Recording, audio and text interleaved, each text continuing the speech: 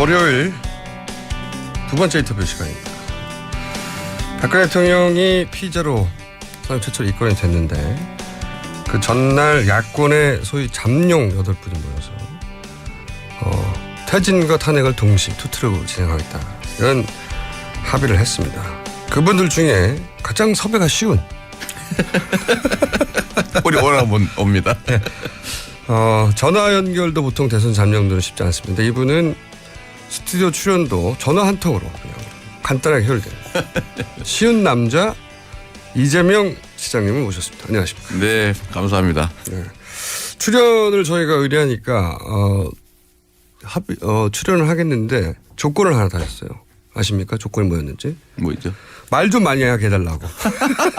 아니, 기왕이 올 건데. 그래서 저희가 직접 스튜디오에 모시고 첫 번째 인터뷰 진행하고 중간에 저희가 한번 쉬었다가 또 3, 4부에서도 3부에서도 나오십니다. 그러니까 들으시다가 질문 있으신 분들은 저희 문자로 남겨주시면 제가 질문을 골라서 실시간으로 이재명 씨에게 제가 바로 1m 앞에 앉아 계시거든요. 네. 섭외가 굉장히 쉬운 분인데. 너무 우습게 알지는 좀 말아주시면 좋겠어요. 전 좀 우습습니다. 요즘 인터넷에 본인 이름 하루에 몇 번 검색하세요? 뭐 수십 번 하지요. 내 이름 기사 몇 번 나와도 맨날 하시죠. 네. 네, 제가 그걸 왜 하냐면 그걸 또 다시 또 2차적으로 또 제 의견을 붙여서 또 뭐 트위터든 페이스북이든 뭐 이런 데 써야 되고. 그래야 또 기사가 또 나오니까. 또 나오죠. 저는 사실은 줄이 올려서 절대 안 써주니까. 어제 보니까 아니 8명 서 있는데 왜 저에서 딱 자르냐고요 도대체. 네. 화면에서도 탁 안희정 지사 옆에서 탁 잘라버리고 말이에요. 네. 발언도 그까지만 보도하고 내 건 빼버리고. 네. 너무 서러우니까 그래도 우리 김어준 총수 같은 분들이 불러주니까. 네. 그래서 이제 검색 한이 맺혀서 검색하는 거죠. 내 이름은. 네. 주변 본인이 검색하는 한계가 있으니까 주변 보좌관들한테 검색하라고 하시죠. 내가 놓친 기사 없어? 뭐 그것까지는 아닙니다. 게다가 제가 이재명 시장님을 처음 인터뷰할 때 그 지지율이 약 0.1% 정도 나왔거든요. 네, 뭐 그때 없었죠. 네. 0.1%라는 건 사람들이 실수로 누를 때 나오는 거거든요. 네. 네. 근데 1년 만에 10%가 넘어왔어요. 100배가. 네.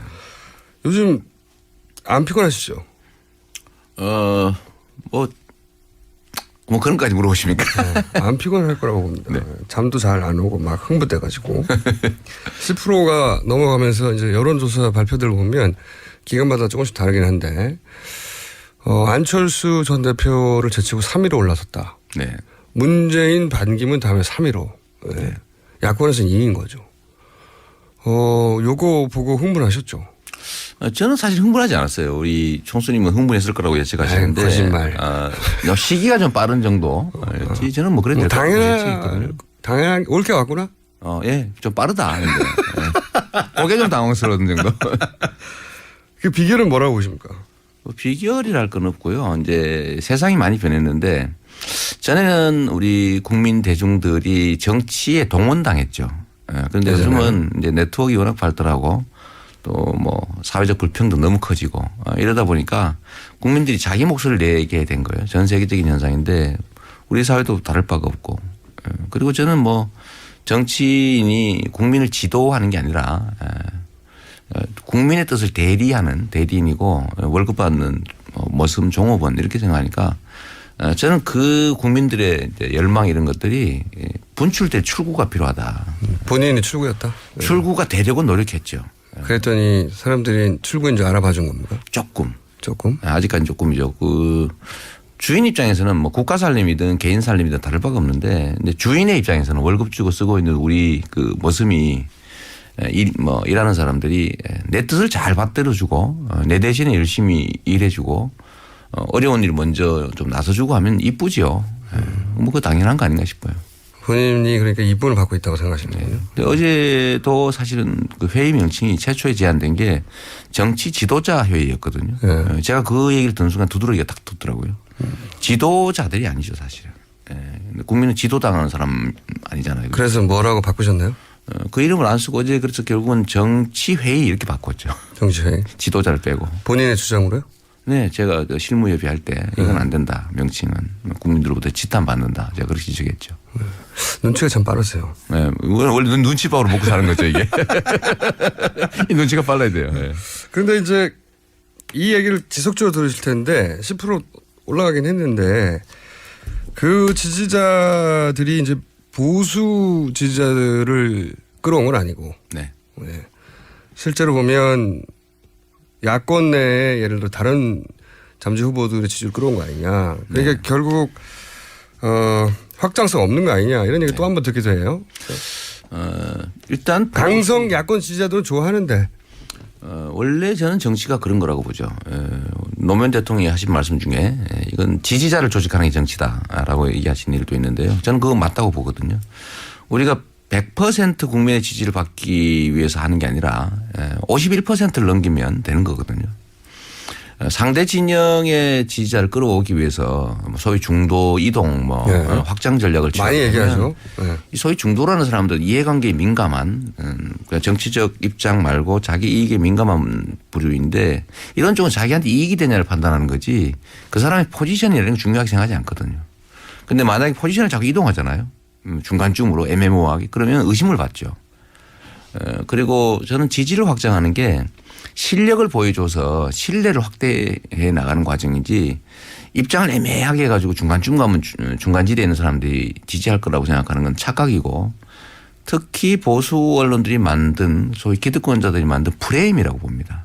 그러니까 맨날 거기 빠지죠.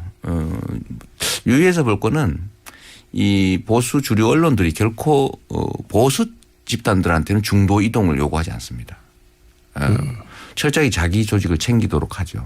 그리고 나서 야권 지지자들이 일로 옮겨오라고 주장한다는 거죠. 그런데 그렇지만 그래도 여전히 보수 성향의 지지자들이 시장님한테 넘어왔다는 정황은 없지 않습니까 지금? 제가 증거는 있지요. 몇 명이요? 뭐 최소 수십만 원 될 텐데 실제 예를 한번 들면 성남의 분당이라고 하는 곳이 있잖아요. 강남병인데 네. 제가 매우 어떻게 보면 좀 과격하고 네. 원칙적이고 천당 아래 분당이라고 네, 전투적이고 네. 이런데 성남에서는 분당 지역의 저에 대한 지지도가 이 본시가지 쪽보다 더 높습니다. 이제는. 오히려. 네. 그리고 제가 며칠 전에 예비역 장성들이 저한테 제안하는 걸 제가 들었는데 예비역 장성들이요? 네, 그분들이 얘기가 지금 자존심 상한다. 이 뭐 군사 기밀이나 또 이런 뭐 한일 정보보호 협정 이런 거에 대해서 우리가 아무것도 없던 것 없이 저렇게 하는 것에 대해서 저보고 문제 제기를 해달라고 이렇게 제안이 들어온 거예요. 장성들 몇 명이요? 뭐 몇 명인지는 모르죠. 한 분 아닙니까 혹시? 그렇지는 않고 그 한 분이 전달해 준 사람이니까 최소 2명 이상이지. 그러니까 이게 보수라고 하는 분들도 그러니까 부패하고 그 나쁜 짓만 골라 하던 소위 구악들이 보수라는 이름을 포장을 하고 있지만 그쪽을 분리해야 됩니다. 분리해야 된다는 거는 진짜 이 사회가 합리적이고 공정하고 규칙과 원칙대로 흘러가길 바라는 게 원래 보수잖아요. 그런데 이 보수의 이름으로 사실은 이 구악들이 온갖 부정부패 폐악은 있는 데 다 저지르는 자들이 보호받고 있는데 그걸 분리해 주길 바라는 거죠. 그러니까 저는 구악들한테 지지받고 싶지는 않아요. 구악들은 그야말로 그때 말씀드렸던 작사를 내야 되는 거죠. 작사를. 엄정한 책임을 물어야 된다. 그런데 그게 아니고 예를 들면 이 사회의 좋은 가치를 지키고자 하는 그야말로 생각이 바른 이런 보수 진짜 보수들은 오히려 이 사회가 그 책임에 그 행위에 따른 책임이 부여되는 그런 합리적 사회가 되기를 바라죠. 그러면 박근혜 대통령과 그 주변 세력은 구악입니까? 거의 구악들이라고 봐야죠. 범죄 집단이잖아요. 범죄 집단. 그것도 단순히 범죄를 저지르는 게 아니라 국가 공권력을 사적인 이익을 위해서 마구 남용하는 그야말로 분탕질하는 수준의 조직범죄 집단이고요. 지금은 아예 법 위반에 대해서 보통 사람들은 야 이거 좀 그 규칙 위반인데 우리가 좀 그래도 숨어서 하자 이래야 되는데 이 사람들은 대놓고 하잖아. 그죠? 좀 전에 뭐 PPL 얘기도 나왔습니다만. PPL, 대통령이 PPL이었다. 국가 권력을 이용해서 이거 말이 안 되는 거죠. 그래서 저는 그 집단 자체가 뭐 기본적으로 범죄 집단이라고 봅니다. 구악 그 자체죠. 그럼 대통령이 명예퇴진할 기회를 주겠다 이런 얘기도 나오는데 무슨 명예퇴진입니까? 그 청와대를 나서는 순간에 바로 구치소로 보내야 됩니다.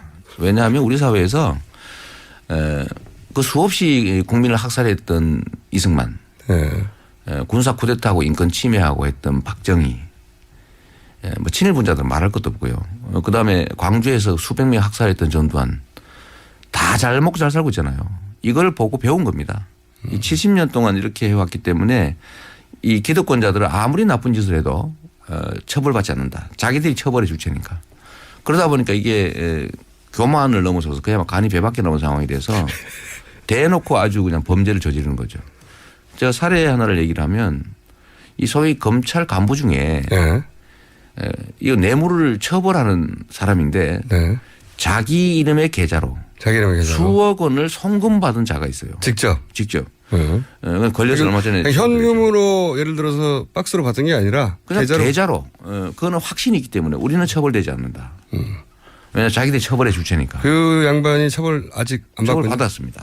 그 양반을 받았는데 그런 인식이 이미. 황당한 상황이죠. 아니 보통 사람들 같으면 그래도 뭐 증거 없이 현금으로 그렇죠. 그러려고도 안 하는데. 보이는 데서 봤는데 그런 노력 계좌로 그런 노력. 그런데 이번에 박근혜를 둘러싼 그 주변 사람들 행태가 딱 그렇죠.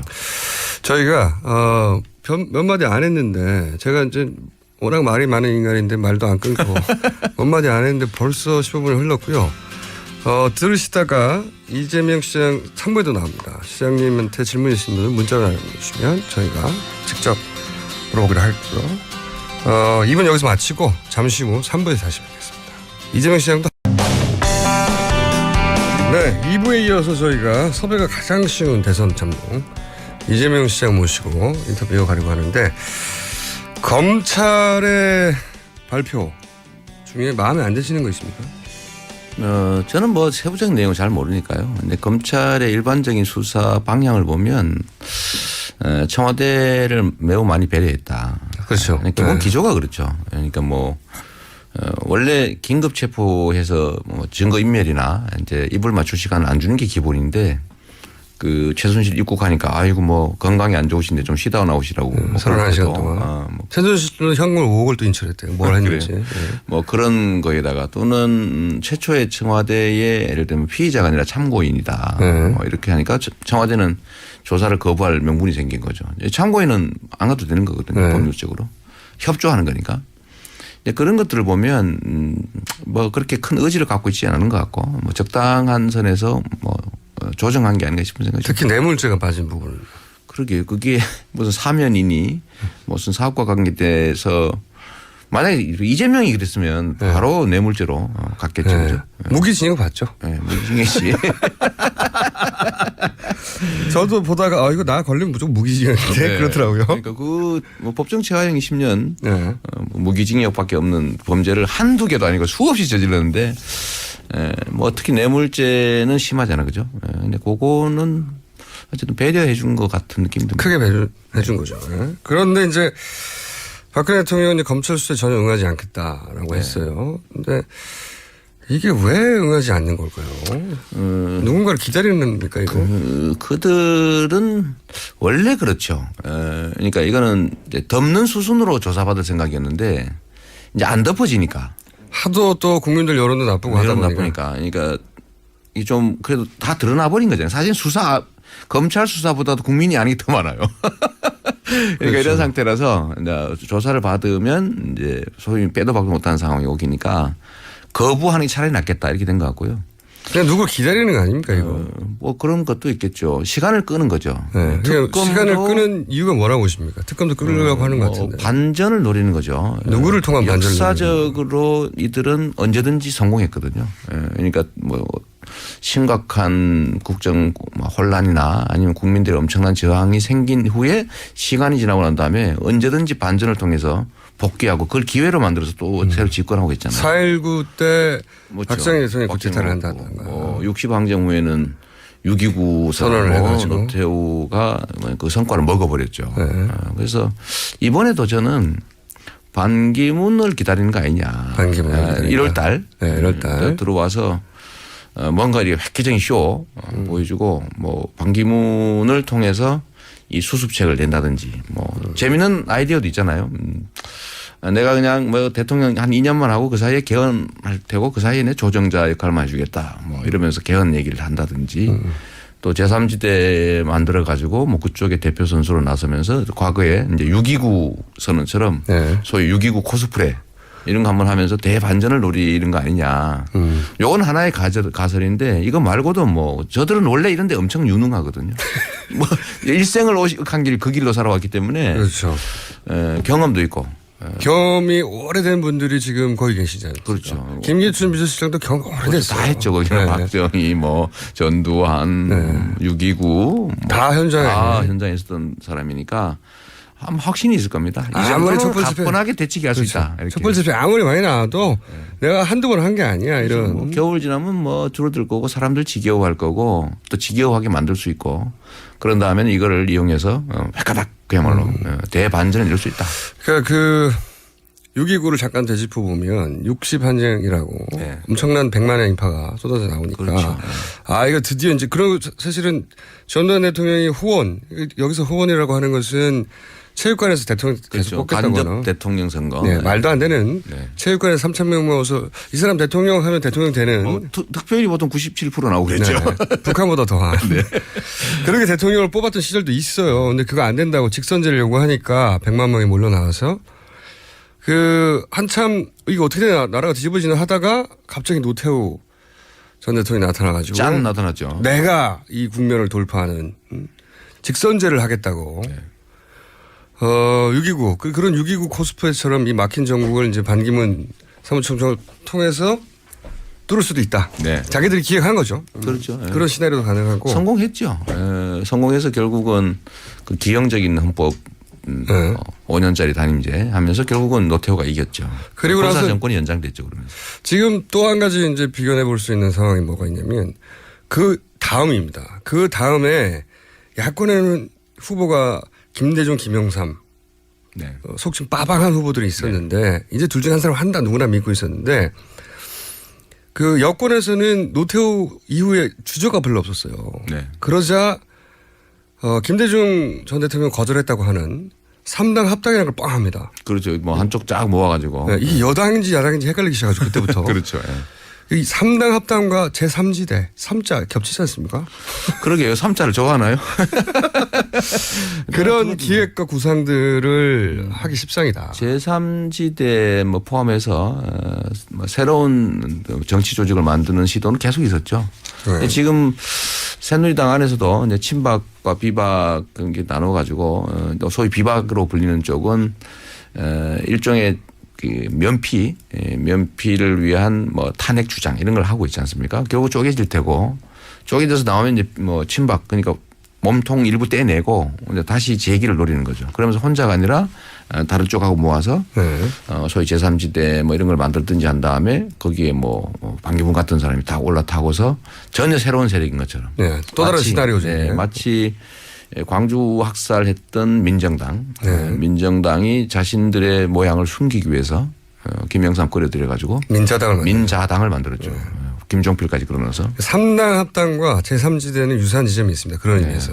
그런 것 같아요. 네. 뭐 기획은 이 사람들이 원래 해방 후에 이제 나라 팔아먹고 분단시키고 쿠데타하고 있던 세력이 사실은 같은 세력들이거든요. 근데 이게 얼굴만 계속 바꿔오는 거죠. 포장만. 근데 지금도 이제 다시 이제 얼굴 바꾸고 포장 바꿔서 성형해가지고 다시 나타나지 않을까. 성형이요? 네. 귀가 번쩍하네요. 그렇죠. 요새가 유행이니까. 네, 최순실 씨 특기인데. 네. 그렇게 바라보신다. 네, 그렇게 바라보신다. 거기 경계심을 가져야죠. 네. 6.29 코스프레 좋은 단어 나왔네요. 네. 6.29 코스프레. 이 사람도 코스프레 되게 많이 해요. 제3자 코스프레. 새누리당이 지금 그러잖아요. 자기들이 몸통인데 뭐 탈당해라 뭐 탄핵하자 이러는 거는 자기들이 마치 피해자나 제3자인 것처럼 코스프레라는 거죠. 이 코스프레 진짜 좋아합니다. 네. 속지 마라 이거죠. 네. 6.29 코스프레. 시장님의 주장은 속지 말라는 건데. 근데 이제 추미애 대표가 갑자기 계엄 얘기를 했잖아요. 지난 주말에 집회 직전에. 그래서 뭐 일각에서는 아니 야권의 제1당의 대표가 어떻게 이렇게 극단적인 얘기를 하나 이런 비판도 있는데 어떻게 보십니까? 그 뉴스공장에서 뭐 안 되면 이재명 부르는 것처럼 예. 그 사실 저한테도 계엄령 얘기해라. 실제 그런 움직임이 있는 것 같다. 아, 그런 제보들이 많이 있었어요? 그럼요. 근데 저보고 이걸 미리 예방적 차원에서 얘기를 하는 게 좋겠다라고 얘기를 했는데 저도 사실 고민 좀 했죠. 그러니까 그런 카드를 쓸 수 없도록 혹은 이 공포심을 조장하는군요, 실제. 양면이 있죠. 국민들한테 불안감을 조성하고 그래서 두 집회 많이 못 나오게. 예방 효과는 있는데 그래서 저도 고민을 많이 했는데 실제로 가능성이 없는 일은 아니거든요. 이 자들은 뭐든지 하는 사람입니다. 그러니까 사람 목숨, 파리 목숨으로 알고 그냥 숫자에 불과하죠. 300명 죽었냐, 400명 죽었냐 별로 중요하지 않습니다. 그건 죽나 보다 그냥. 내가 안 죽었으니까. 내가 안 죽었으니까. 그리고 자기들과 국민 대중은 다른 존재라고 보는 거예요. 지배 대상이죠 그냥. 그러니까 그중에 숫자 좀 주는 거 의미가 없죠. 그 사람들 입장에서. 그러니까 7시간 동안 뭐 했는지 아무도 모르는 거예요. 온 국민이 그걸 쳐다보고 와 저렇게 주간에 막 울면서 다 쳐다보고 있는데 이 대통령이라는 사람이 나중에 저녁 때 나타나가지고 그 구명조끼 입었다는데 그렇게 발견하기 어려워요? 이런 완벽한 헛소리였죠. 안 봤다는 얘기거든요. 네, 이렇게 대중들의 삶이든 목숨도 관심 없는 사람들이라서 자기 권력을 지키기 위해서 무슨 짓도 한 사람이죠. 눈치만 안 보이면 총을 쏠 수도 있는 사람들이죠. 근데 그걸 하려면 이걸 미리 우리도 좀 가정에 넣어두고 미리 마음의 준비도 좀 하고 그런 상황이 벌어지지 않도록 준비해야죠. 그러니까 선제적으로 그런 발언을 하는 것이 오히려 필요했다. 그러니까 저한테 그 역할을 하라고 한 거죠. 원래 안 하셨어요. 원래 총대 맺는 짓 잘하잖아요. 네, 원래 그거로 여기까지 오신 거 아닙니까? 사실은 남들이 안 하는 거. 네, 아직 이 총을 집어야 되나 말아야 할 때. 오늘 무조건 나한테 다줘 총. 오라면 무조건 오고. 근데 총 다 짊어지고 막 뛰어들고 그런 건 했는데 네. 이거는 좀 아닌 10% 넘어가니까 아무래도 아니 그거하고는 좀 관계가 없고요. 네. 너무 심각한 얘기여서 그런데 마침 이제 추미애 대표가 그 얘기를 하고 나니까 비난 많이 받았죠, 그죠? 네. 저는 비난 받을 가능성도 고려했지만 야 이런 얘기까지 해야 되나? 그 고민 중에 이제 추미애 대표가 얘기를 하신 거고. 그래서 저는 뭐 사실 뭐 고맙죠, 뭐. 그러니까 한번 짚기는 짚어야 됩니다. 이런 짓도 충분히 할 수 있는 사람. 가능했었고 실제로 했었죠. 옛날 다 했죠. 구테타도 했었고요. 그리고 뭐 광주에서는 사람 많이 죽었지 않습니까? 그러니까요. 수백 명을 죽였고. 그리고 나서 집권해버렸어요. 그런 일이 있고 나서 처벌도 받지 않았어. 지금까지도 사실상. 저 뻔뻔하게 살아가지고 우리가 정말 한번 되짚어 봐야 될 게 이 프랑스가 세계적인 강국이잖아요. 나치에 부역했던 사람들 해방되고 난 다음에 그 만 몇천 명 정도를 다 처형했죠. 그뿐만 아니라 지금도 나치 부역자들을 90세가 다들 넘었는데 그 전 세계를 다니면서 추적해서 잡고 있습니다. 근데 그런 정도가 있어야 독일도 그렇게 하고 있죠. 네. 그럼요. 프랑스가 세계적 강국으로 그래서 살아남는 거죠. 근데 우리나라는 나쁜 짓을 크게 많이 할수록 살아남을 가능성이 높은 사회가 돼 있어요. 대한민국이 이게 민주공화국이 아닌 거죠. 이번 사태에 예를 들어 박근혜에 관련돼서 국민들이 이렇게 화나는 이유도 그 저도 사실은 혁명적 변화의 시기가 왔다. 그냥 건국혁명 제대로 나라를 완성할 기회가 왔다고 보는 이유가 이런 것들을 한번 정리할 절호의 기회가 온 거죠. 그래서 저는 박근혜에 대해서 좀 사회적 불안을 좀 줄이기 위해서 퇴로를 열어주자라는 논의에 대해서는요. 저는 그 전부터 명확하게 주장했는데 박근혜는 청와대를 나선 순간에 반드시 감옥을 보내야 된다. 죄를 지면 처벌받는구나. 온 국민이 다 평등하구나. 라는 생각을 국민 속에 심어줘야 됩니다. 그래야 희망이 생겨요. 근데 이 사회는 규칙 어기고 나쁜 짓 하고 남한테 피해 많이 끼친 자일수록 존중받는 사회입니다. 그러니까 아무도 희망을 갖지 않잖아요. 이번 기회에 이 국고 손실 엄청나게 한 이명박하고 이번에 그 조직범죄 주범 박근혜는 둘이 손잡고 감옥을 반드시 보내야 됩니다. 라고 이제 주장하시는 거고. 네. 네. 근데 보수 진영 일각에서는 또 그 연민 같은 게 나와 있을 테니까 네. 그분들을 배려하고 혹은 대통령의 예우 차원에서 최소한 스스로 퇴진한다면 예를 들어서 닉슨도 결국은 법적 처벌 받지 않는 조건으로 네. 2년에 걸쳐서 실갱을 하다가 본인이 내려왔단 말이죠. 네. 그런 거 같은 기회를 줘야 되는 거 아니냐. 그 닉슨은 이제 도청을 네. 한 거고 그리고 거짓말한 게 가장 거짓말했다 네. 이건데요. 아니 박근혜 대통령 거짓말을 전 국민을 상대로 수없이 매일 했어요. 네. 매일까지는 과장이고요. 행동 자체 존재 자체가 거짓말이었던 겁니다. 그건 맞습니다. 예. 그러니까 이거하고 차원이 다르죠. 이거는 조직 범죄라니까요. 보통 국민들은 저지르고 싶어도 할 수 없는 범죄를 한 거예요. 국가 권력을 이용해서. 그런데 그 수준이 너무 자범 수준이라. 그러니까 너무 저질스럽고 부끄러워요. 너무 규모도 크고 너무 광범위하죠. 규모가 큰 것만 있으면 덜 부끄러울지도 몰라요. 네. 너무 작은 거. 그러니까 이 기가 막힐 일인데 그중에 제일 제가 골 때리는 건 이겁니다. 자기가 단골로 다니던 미용사의 남편분을 아무런 근거 없이 국회의원으로 만들어주려고 했다든가. 하여튼 모르셨구나. 네네. 뉴스가 뉴스를 밀어내고 있기 때문에 요즘은 너무 많아가지고. 네. 아니면 뭐 정유라의 동창 아버지를 위해서 뭘 좀 밀어주고 네. 조그마한 회사를 밀어준 다음에 그러게요. 샤넬백을 받는다든가. 아 이거는 제가요 사실은 저는 어떤 사건이 벌어지면 나는 변호사 습관에 남아서 그 사건 내용을 자세히 분석하는 경향이 있거든요. 네. 사실 이번 사태는 제가 포기했습니다. 어제 8개가 발표를 했는데 그 읽다가 말아버렸어요. 너무 많아서 제가 그걸 분석할 가치가 없더라고. 그냥 존재 자체나 규모나 이런 것들이 그냥 나쁜 사람들이에요. 그냥 나쁜 정도 아니라 진짜 조직범죄 주범들이고 이게 그래서 저는 더 이상 그냥 나쁜 사람 있을 수 없는 국가적 그냥 그 범죄자 집단들 이렇게 그냥 정리하고 말기로 했습니다. 뭐 파면 끝이 없어요. 이거 하나하나 따지는 게 무의미하다. 아유, 저는 머리 아파서 더 진짜 안 하기로 했다니까. 우리 청순이 물어보는 거 제가 그냥 적당히 넘어간 게 실제 잘 몰라. 시장님은 자기 이름만 계속 검색하다 보니까 뉴스를 놓치는 거예요. 너무 많아서 그게 의미가 없는 거죠. 이제 그거는 검찰이 할 일이고 특검이 할 일이죠. 아니 검찰도 그 역할을 안 하기 때문에 국민들이 대신한 다음에 그걸 집회 나와서 떠들고 있는 거예요. 계속 주장하고 있는. 아, 그래서요. 네. 제가 이건 하나 꼭 해야 되겠다 싶어서 전에 한번 의견을 물어본 일이 있거든요. 세월호 7시간을 직무유기로 고발하는 것 어떠냐. 제가 이제 했더니 한 1, 2주 됐죠. 지금 왜 고발 안 하냐 말만 해놓고 뭐 이런 얘기들도 많고 해서 제가 실제 고발을 할 생각을 가지고 있습니다. 아, 대통령. 수사할 계기라도 만들어줘야죠. 만들어줘야 되고 아니 그 수없이 많은 사람들이 죽어가는 시간에 뭘 잘했다고 다른 사람 얘기하면 고발하고 그럽니까? 자기가 뭘 했다고 밝히면 될 거 아닙니까? 뭘 안 했다는 말만 하고 있죠. 그러니까 무슨 스무고기 하는 거예요? 국민을 상대로? 거기에 이제 20곡기를 제가 이제 끝장을 내주도록 하겠습니다. 관저에 있었다. 아, 관저에 있으면 그 집에 있었다는 얘기 아닙니까? 그 안에 있는 집. 네. 숙직실에 있었다는 얘기죠. 숙직실이 아니지. 집. 그 안에 집이잖아요, 집. 아니 그거는 이제 보통 공무원의 기준을 보자면 꼭 큰 숙직실일 뿐. 아, 그거는 이제 그 사람들 얘기고 숙직실은 근무하는 공간인데 여기는 청와대 안에 있는 집이에요, 집. 관에서 제공한 주거 공간이죠. 주거 공간과 업무 공간은 다른 자기가 거예요. 맞다고 저렇게 빡빡 우기시고. 원래 그런 거 웃겨요, 제가.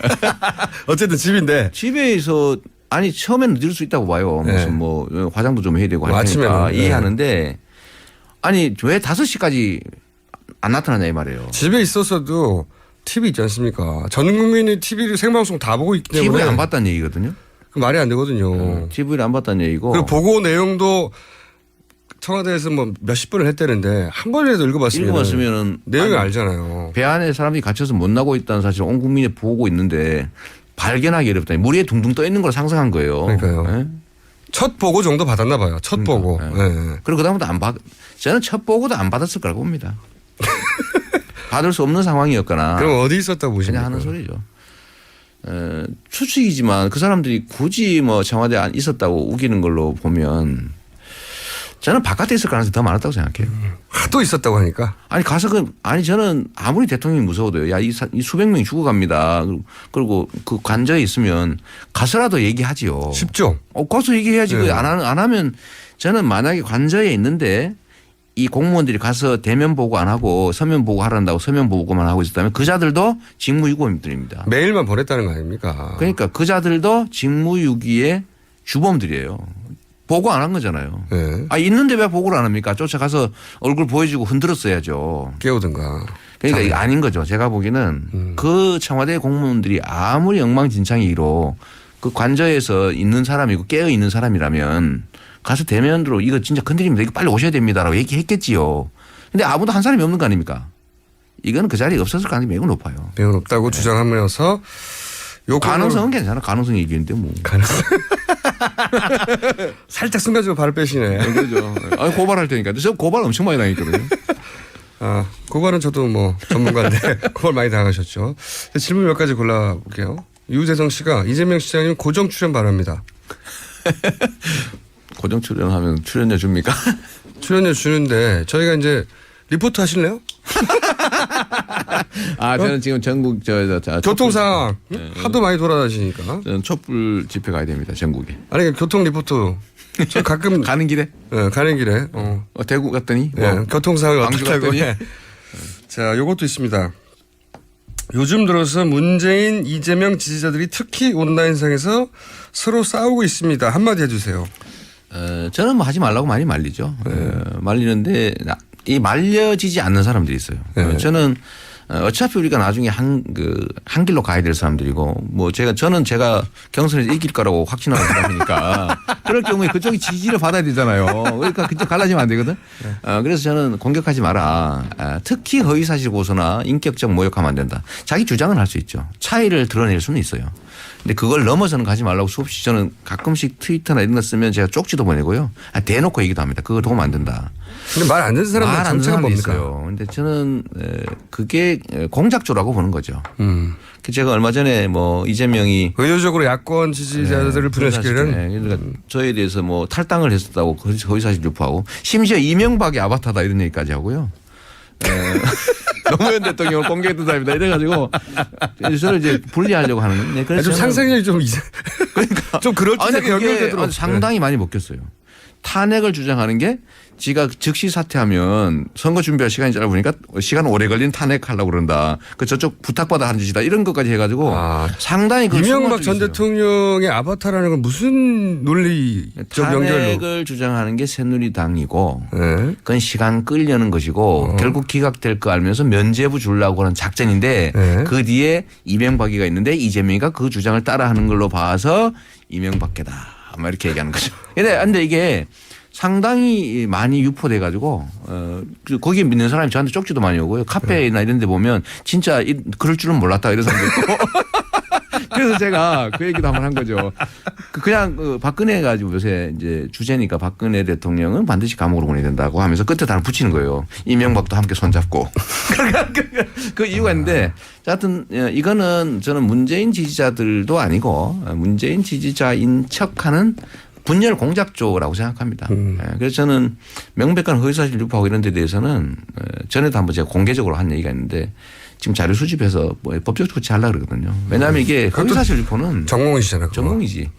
허위사실 유포는 대의민주주의 주권자의 판단을 흐리는 사회악이에요. 그게 어느 쪽에 있는 척 하든지 간에. 그래서 우리 야권 안에서도 있으면 안 되고 저는 우리 야권 지지자들이 그런 정도 수준 낮은 사람들이 아니라고 생각하거든요. 결국엔 공작조다. 분열을 야기하는. 저는 아니라고 믿습니다. 알겠습니다. 시장님이 구단주인 성남 축구팀이 2부로 추락했습니다. 책임지십시오.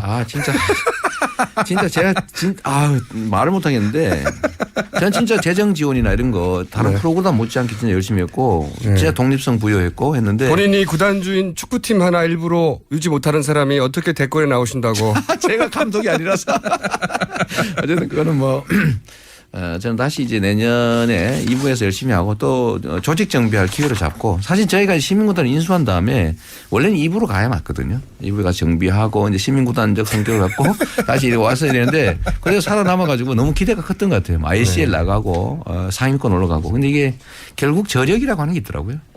결국은 이제 무너졌는데 성남 축구팀이 일부러 올라가기 전까지는 대권 후보 어림도 없다. 그 전에 큰일 났네. 갑자기 올라올 수도 없고. 현안 중에 한 가지만 여쭤보자면요.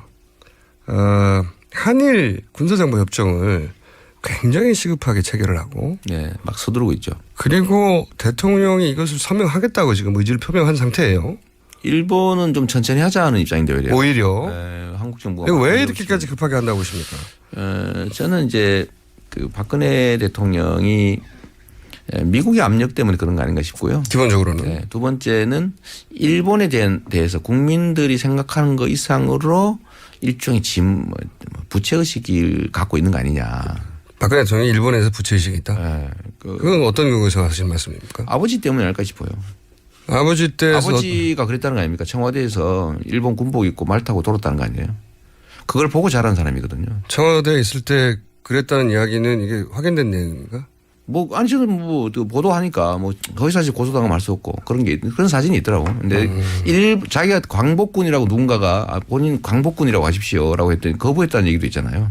아니 무슨 내가 그런 광복군을 하냐고 나 일본군 장교 출신인데 그랬다는 거 아닙니까? 그래서 일본에 대한 어떤 친밀감 혹은 연대감이 박정희 대통령이 있었는데 귀속 의식이 예를 들면 한국만큼 또는 뭐 상당 정도 일본에 대한 귀속 의식도 있을 수 있죠 심리적으로.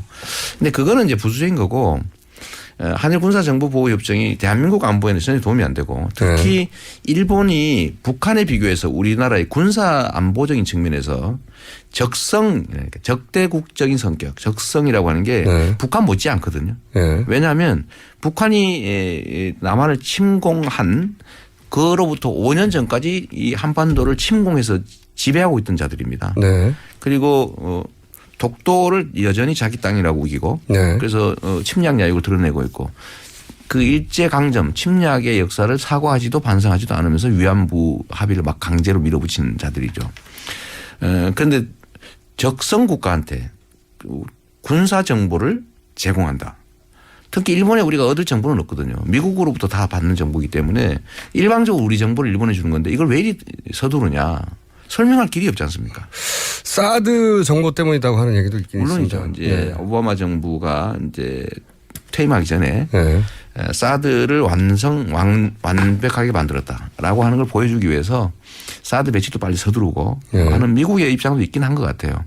그런데 사드는 내년에 배치되잖아요. 되더라도. 근데 지금 뭐 이렇게 막 탄핵이니 사퇴해라 이런 판에 마구 서둘러서 서명할 일은 아니거든요. 그러니까 내년에 되잖아요. 박근혜 대통령이 뭔가 약속을 해서 본인의 어떤 임기나 또는 보장이 안 되는 것 같고 흔들리니까 오히려 빨리 사인할 수 있을 때 사인하도록 누군가가 급하게 요청한 거 아니냐. 그래서 제가 그렇게 얘기한 거죠. 이게 이제 손님인 줄 알았는데 이 도둑인 게 이제 발각이 난 겁니다. 막 훔치고 있었는데 이제 지금 쫓겨나게 생겼거든요. 그러니까 좀 더 많이 훔쳐가자. 그러니까 담장 밖으로 뭘 막 던져주는 상황이 아닌가 싶어요. 일본도 주고 미국도 주고 막 어차피 빨리 나가야 되는데. 그러면 그렇게 던져주려면 미리 받은 게 있어야 되는 거 아닙니까? 그건 모르겠어요. 하여튼 뭐 던져주는 건 분명합니다. 아니 일본도 뭐 안 될 거라고 포기하고 있었거든요. 정국 혼란 때문에 추진이 어렵겠다 이렇게 판단했다는데 한국 정부에서 마구 서둘러 밀어붙이고 지금 가서명하고 본서명도 곧 하겠다. 대통령의 일정상으로는 내일인가 서명하는 걸로 예정되어 있는 걸로 제가 알고 있는데. 그나마 다행인 것은요.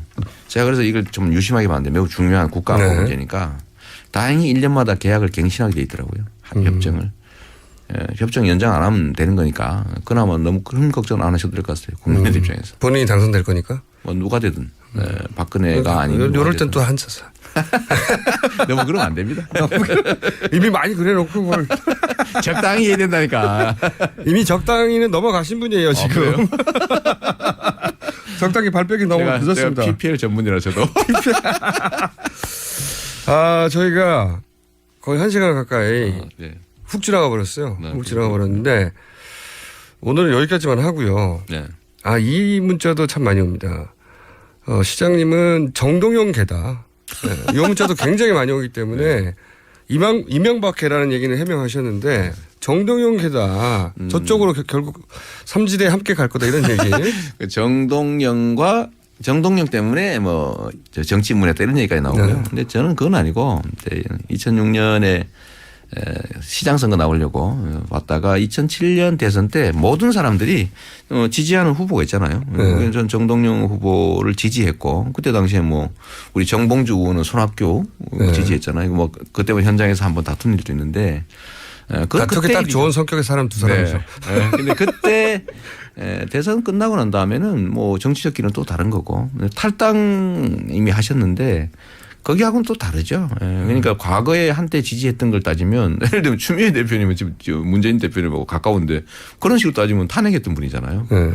과거의 정치적 이력을 가지고 얘기하면 저는 정동영 의장의 대선을 도왔지만 그다음에 손학규 대표 성남 출마할 때 적극적으로 지원했고요. 한명숙 총리 선거할 때 제가 경기도에서 가장 많이 도와준 사람이에요. 그다음에 정세균 대표도 당 선거할 때는 경기 동부 책임자였죠 저는. 네. 그러니까 저는 다 걸려 있어요. 다. 아 그렇군요. 그러니까 그렇게 얘기하면은 본인에게 돈만 낸다면 아니 정치적 선택을 언제나 해야죠. 정치인들은 나 관계없이 나는 몰라 그런 건 정치인이 아니죠. 당원으로 그러니까 당의 중요한 의사결정에 언제나 참여하고 자기 의사 표명하고. 근데 그중에 한때의 경력을 가지고 매도하면 그건 정말 나쁜 거죠. 그러면 마지막 질문인데요. 오늘 예정된 시간도 벌써 지나갔는데 뭐 곧 금방 또 부를 거니까요. 시키고 있으니까. 일단 오늘은 보내드리려고 하는데 반기문 지금 1, 2위가 네. 이것도 뭐 좀 있으면 바뀔 수도 있는데 순위가 현재 기준으로 하자면 문재인 반기문 정도가 네. 대선 후보의 1, 2위를 오랫동안 다투고 있습니다. 네. 본인이 종합 2위로 지금 3위권 올라갔는데 2위로 올라가는 시점은 언제입니까? 진짜 시간 예측이 잘 안 되더라고요. 이제 그 국민들의 여론이라고 하는 게 네.